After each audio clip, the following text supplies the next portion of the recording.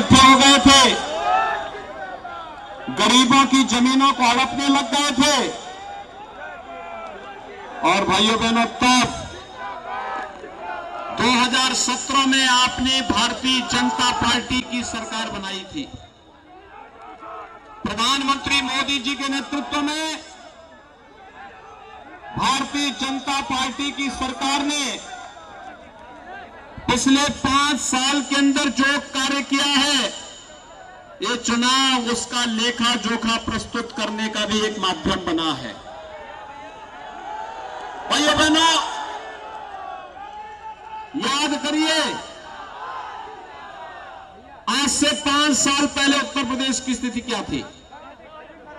हर दूसरे दिन एक दंगा होता था, बेटियां स्कूल नहीं जा पाती थी, नौजवानों के रोजगार के साथ खिलवाड़ हो रहा था, गरीबों को राशन नहीं मिलता था, बोलबाला था। महोत्सव के नाम पर केवल सफाई महोत्सव होता था, उसमें न राग था, न रंग था, न भाव थी, न भाषा थी। लेकिन भाइयों बहनों, आज जब महोत्सव की बात होती है तो अयोध्या के दीपोत्सव की बात होती है। आज जब महोत्सव की बात होती है तो भाइयों बहनों, मथुरा वृंदावन के होली को रंगोत्सव के रूप में दुनिया देखती है। जब महोत्सव की बात तो काशी की देव दीपावली की चर्चा होती है, और उत्सव कैसे होने हैं, प्रयाग से ज्यादा कौन जानेगा। भव्य कुंभ और दिव्य कुंभ उसका एक प्रतीक बनता है। भाइयों बहनों, विकास और महोत्सव कैसे होने चाहिए। अभी तो हम लोग मेरठ से प्रयागराज के बीच गंगा एक्सप्रेसवे का निर्माण कर रहे हैं। गंगा एक्सप्रेसवे का निर्माण प्रयागराज से एयर कनेक्टिविटी 2017 के पहले नहीं थी। आज तो दिल्ली जाना 1 घंटे की दूरी तय कर लेंगे, और जब गंगा एक्सप्रेसवे बनेगा तो भाइयों बहनों, यही दूरी, दिल्ली की दूरी मात्र 6 घंटे से बाई रोड आप तय कर लेंगे। हमने बेहतर कनेक्टिविटी के माध्यम से केवल दूरी को ही कम नहीं की है, हमने दिलों को जोड़ने का भी काम किया है। हमने दंगा मुक्त प्रदेश ही नहीं दिया है, बल्कि भाइयों बहनों, भय मुक्त प्रदेश भी दिया है। और भाइयों बहनों, एक और बात अभी हमारी सरकार ने तय किया है। आप मुझे बताइए, कोरोना कालखंड है, पूरी दुनिया के अंदर लाखों लोग इस बीमारी से मर चुके हैं, लेकिन भारत के अंदर प्रधानमंत्री मोदी जी के नेतृत्व में जिस प्रभावी ढंग से कार्य किया गया, आज उसका परिणाम हम सबके सामने है। जीवन भी बचा, जीविका को भी बचाया गया। और भाइयों बहनों, फ्री में टेस्ट, फ्री में उपचार, फ्री में वैक्सीन। कितने लोगों ने वैक्सीन ले ली है? और जो लोग उधर सड़क के उस पार हैं, उन लोगों ने वैक्सीन कितने लोगों ने लिया है? ये वैक्सीन भाइयों बहनों, कोरोना के खिलाफ देश की लड़ाई का प्रतीक है। ये वैक्सीन का पैसा तो नहीं लिया किसी ने, कोई पैसा तो नहीं मांगा ना, फ्री में लगा है ना। अब अगर सपा बसपा की सरकार होती तो भाइयों बहनों, इसको भी मार्केट में ब्लैक कर देती सारी वैक्सीन के लिए। अच्छा, मुझे एक बात बताओ, आपको कोरोना कालखंड में महीने में 2 बार राशन मिल रहा है कि नहीं मिल रहा है? सबको मिल रहा है। भेदभाव तो नहीं हो रहा है। और दाल भी, तेल भी और नमक भी, है ना? है ना? भाइयों बहनों, ये काम पहले क्यों नहीं होता था? 2017 के पहले फ्री में राशन क्यों नहीं मिलता था? 2017 के पहले क्यों नहीं दवा या वैक्सीन फ्री में मिलती थी? आपको इसके बारे में सोचना होगा। दोस्तों, भाइयों बहनों, अभी तो ये दिया है, ये तो एक झलक है। अभी तो सरकार ने तय किया है 10 मार्च के बाद जब सरकार बनेगी ना, होली और दीपावली में उज्ज्वला लाभार्थियों को फ्री में रसोई गैस का सिलेंडर भी मिलेगा।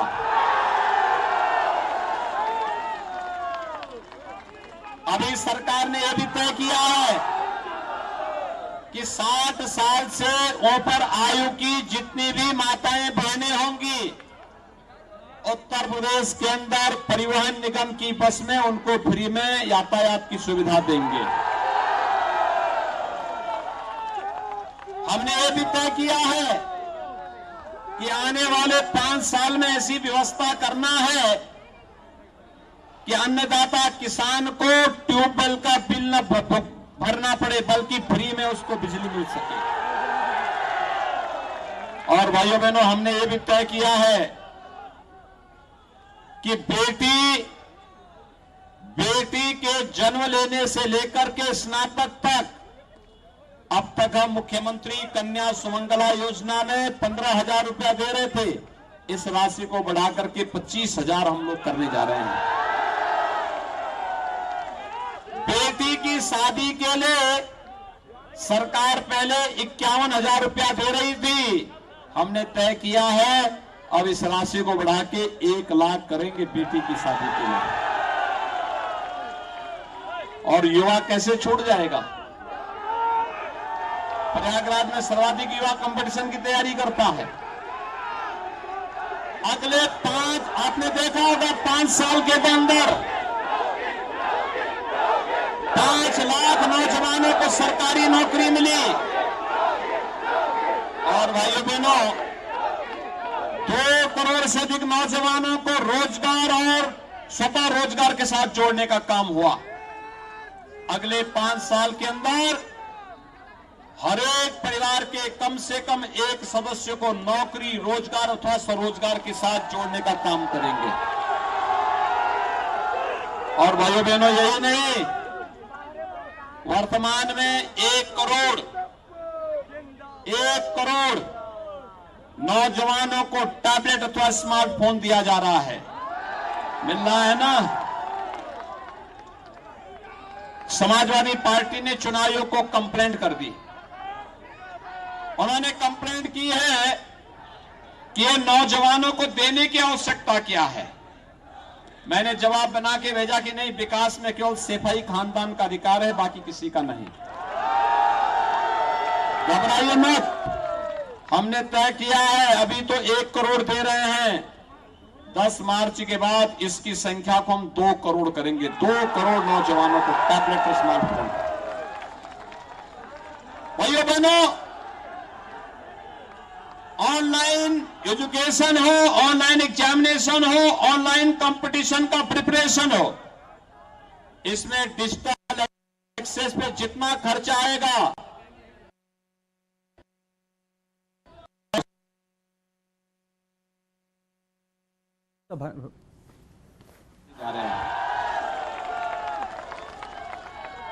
सपा परेशान है। वो परेशान है इस बात को लेकर के कि आखिर ये पैसा कहां से आ रहा है। मैंने समाजवादी पार्टी के लोगों से पूछा, मैंने कहा भी हमारे पास तो पैसा है। उन्होंने कहा पैसा आपके पास है तो हमने भी तो विकास कराया है। मैंने कहा क्या विकास कराए हो? तो बताओ क्या बोले थे समाजवादी पार्टी के लोग, जिन्होंने क्या विकास कराया? उन्होंने कहा सर हमारा विकास हर गांव में दिखता है। मैंने कहा कहां विकास है बोलो, कोई एक काम गिना दो।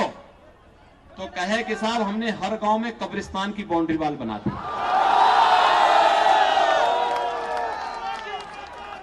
मैंने कहा भी देखो, हमने तो भव्य कुंभ और दिव्य कुंभ भी कराया है। प्रयागराज में महर्षि भारद्वाज की भव्य प्रतिमा भी स्थापित कर दी है। लालापुर में महर्षि वाल्मीकि की प्राचीन स्थली का सुंदरीकरण का कार्य भी कर रहे हैं। राजापुर में संत तुलसीदास जी की पावन जन्मस्थली का भी सुंदरीकरण का कार्य कर रहे हैं। श्रृंगवेरपुर में निषाद राज के भव्य प्रतिमा, भगवान राम से मिलन की भव्य प्रतिमा में पार्क का स्थापना का काम भी चल रहा है। आपको चित्रकूट संवर रहा है, अयोध्या सज-धज रही है, काशी भव्य बन रही है, और मथुरा वृंदावन कैसे छूट सकता है। मां विंध्यवासिनी का धाम भी एक नए तेज और ओज के साथ मां की महिमा को गाने के लिए उतावला दिखाई दे रहा है। एक्सप्रेस हाईवे हम बना रहे हैं, एयरपोर्ट हम बना रहे हैं, विकास के कार्यों के लिए, गरीब के कल्याण के लिए, किसी योजना के लिए पैसे की कमी नहीं। तो बोले पैसा कहां से आ रहा है? मैंने कहा देखो, पैसा के लिए हमारे पास एक यंत्र है, ये परेशान। मैंने कहा देखो, मैं नाम बोलूंगा तो समाजवादी पार्टी के लोगों को पसीना आने लग जाएगा। मैंने कहा देखो, हम एक्सप्रेस हाईवे बनाते हैं तो एक्सप्रेस हाईवे के लिए बुलडोजर की आवश्यकता पड़ती है,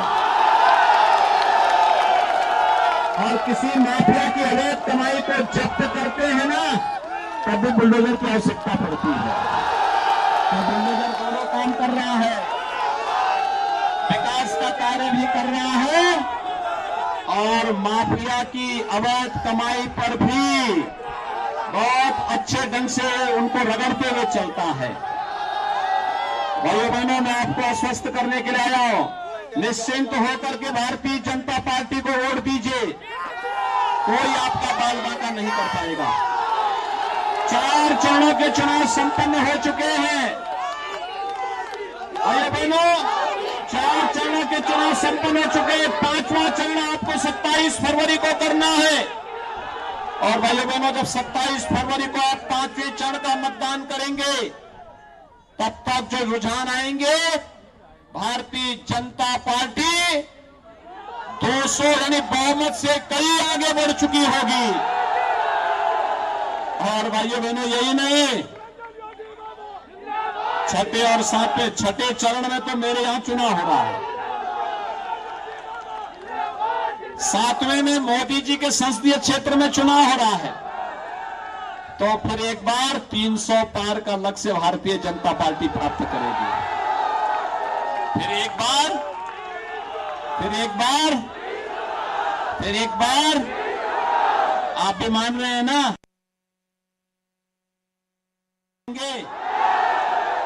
लेकिन भाइयों बहनों, शर्त एक है, 27 फरवरी को, यानी आज चुनाव प्रचार का अंतिम दिन है।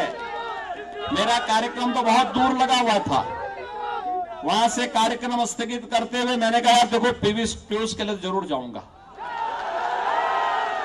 क्योंकि पीयूष रंजन हमारे लिए निषाद राज की मैत्री का प्रतीक है।